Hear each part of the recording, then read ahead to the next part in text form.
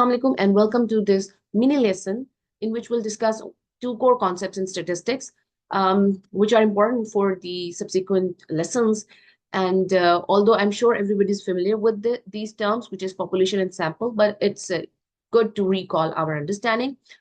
Population is the whole, it's the entire thing of all the items of interest included in it, while sample is just a subset that we draw from it.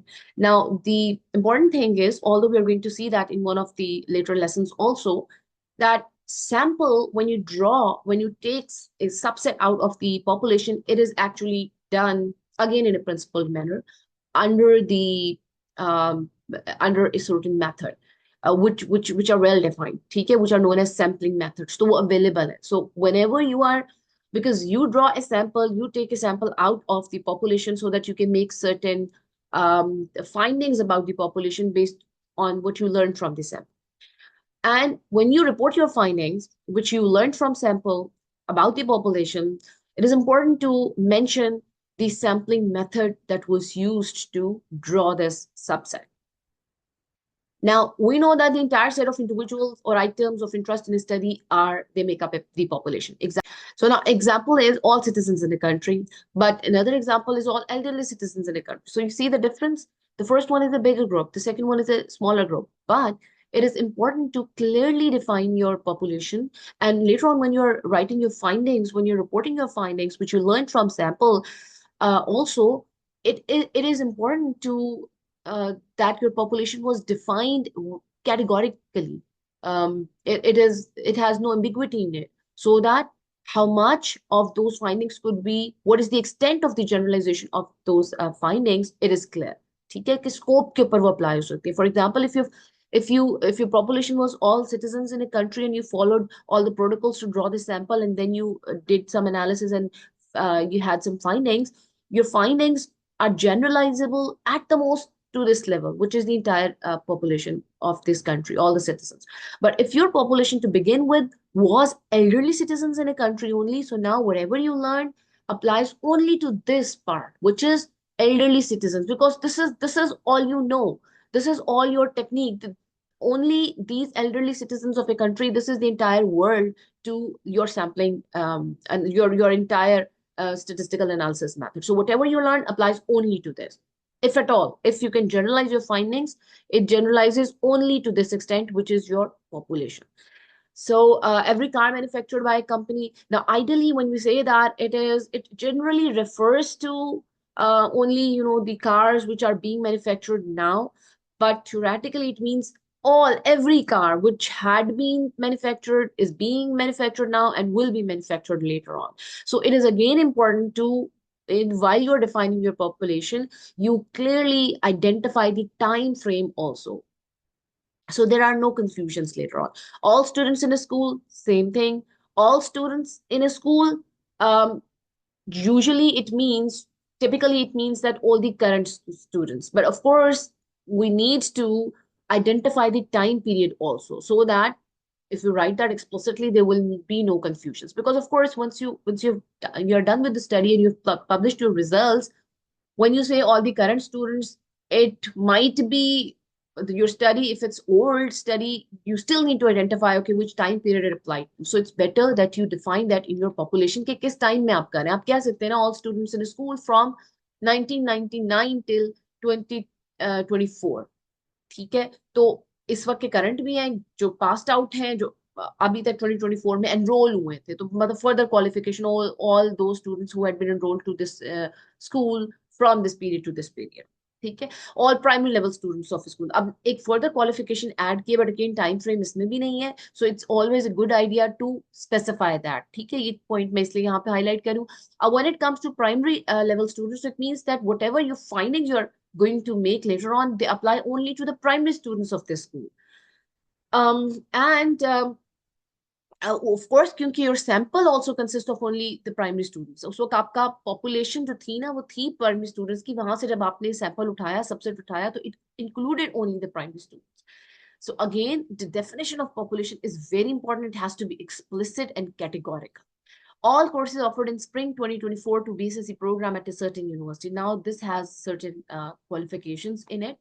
एक तो ये all the courses offered in this semester, which is spring 2024 and defined semester, to this program, which is BSSC program at a certain university, whichever university it is. So now it's only those courses. The entire population is that. So for your statistical analysis process, the entire world is only those courses which were offered to BSSC program in spring 2024 at this university. So whatever findings you make apply only, can be generalized only at the most, if at all, to the courses which were offered at this with this qualification. ठीक है, तो उसकी population ही है, वहीं पे apply होंगी findings.